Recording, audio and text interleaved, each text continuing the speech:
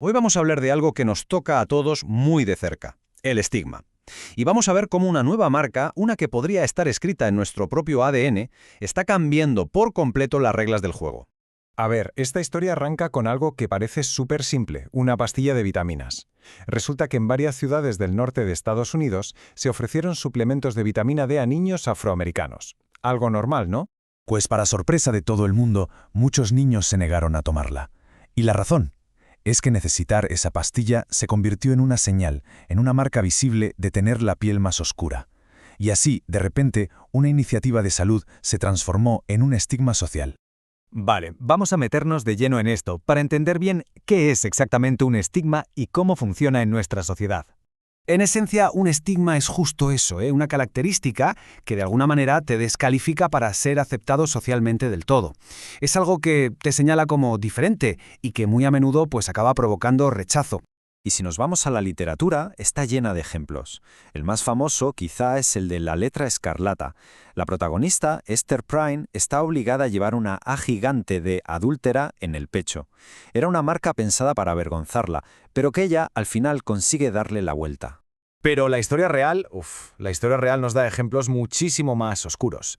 Pensemos en las insignias de los campos de concentración nazis. Un triángulo rosa marcaba a los homosexuales, uno verde a los delincuentes.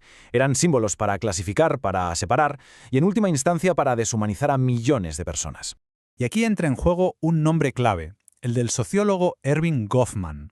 Él fue quien identificó tres grandes tipos de estigma: el físico, como una malformación; los que él llamaba defectos de carácter, como podría ser la adicción; y los estigmas tribales, que son los que están ligados a la raza, la religión o la nacionalidad. Vale, y con esto en mente, damos un salto a nuestra era, a la era moderna, porque aquí la marca ya no se lleva en la ropa, no. La marca podría estar en nuestras propias células. Es que la ciencia ficción, como casi siempre, ya lo vio venir. La película Gattaca, que es del 97, imaginó un futuro donde tu destino se decidía nada más nacer. Con una simple prueba de sangre te decían si eras válido o no válido, y todo en base a tu ADN. Y toda la trama, todo el conflicto, se centra en dos hermanos. Vincent, que fue concebido de forma natural y por tanto tiene un ADN imperfecto, y Anton, que fue diseñado genéticamente para ser, perfecto. Y esto nos lleva, claro, al meollo de todo este asunto. ¿Puede una predisposición genética convertirse en la nueva letra escarlata, o sea, en una marca que llevamos encima incluso antes de tener ningún síntoma de nada? Pero atención, porque aquí es donde la cosa se pone de verdad interesante. La propia ciencia está empezando a desmontar esa idea de categorías fijas, de blanco o negro. La realidad es mucho más complicada que un simple «estás sano» o «estás enfermo». O sea, en vez de pensar en los rasgos como si fueran dos cajas, ¿no? Sano por un lado, enfermo por otro, el modelo que parece más correcto es el de una dimensión, un espectro continuo donde todo el mundo se sitúa en algún punto. Un ejemplo clarísimo es la depresión. Si lo vemos como una campana de Gauss, la mayoría de la gente está en el centro. La etiqueta de deprimido es simplemente una línea que dibujamos en uno de los extremos. Pero, ¿dónde empieza de verdad la enfermedad y dónde acaba la tristeza normal? No está nada claro. Es más, la investigación más reciente habla de algo llamado el factor P. La idea es, imaginen que en vez de tener interruptores separados para la ansiedad, la depresión o la esquizofrenia, tuviéramos un único regulador de vulnerabilidad mental, pues el factor P sugiere que todos compartimos esa única dimensión. Y claro, todo esto nos lleva a una conclusión que es, la verdad, bastante radical.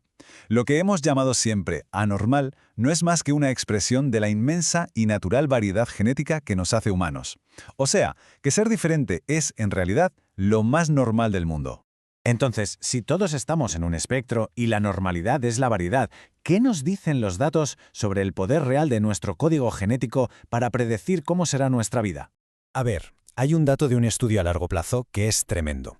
El 86% de las personas al llegar a los 45 años cumplían en algún momento los criterios para un diagnóstico de salud mental. O sea, no es algo de unos pocos, es una experiencia humana casi universal. Y ahora, atención a esto porque es bastante revelador. Si nos fijamos en las barras de este gráfico, a la hora de predecir el éxito académico de un estudiante, su puntuación genética es igual de predictiva que saber el nivel de estudios de sus padres. Ni más ni menos. El ADN no es un oráculo infalible, ni mucho menos. De hecho, hay un caso personal que lo ilustra a la perfección, el del propio genetista Robert Plomin. Él contó que su test genético le colocaba en el percentil más alto de riesgo de esquizofrenia. Y la realidad, que jamás ha tenido un solo síntoma. Esto demuestra la brecha enorme que hay entre la probabilidad genética y la realidad de una persona. Así que la conclusión a la que llegamos es bastante clara. Nuestros genes son como un borrador, no son el guión definitivo de nuestra vida. Nos dan probabilidades, pero no certezas. Son solo el punto de partida de una historia que es muchísimo más compleja. Entonces, hemos recorrido este camino, ¿no? Desde una letra cosida en la ropa hasta un código en nuestras células. Ahora que ese código es cada vez más transparente, la pregunta final, la pregunta crucial es esta: ¿cómo vamos a elegir leernos los unos a los otros? La respuesta definirá el futuro que construyamos con todo este nuevo y poderoso conocimiento.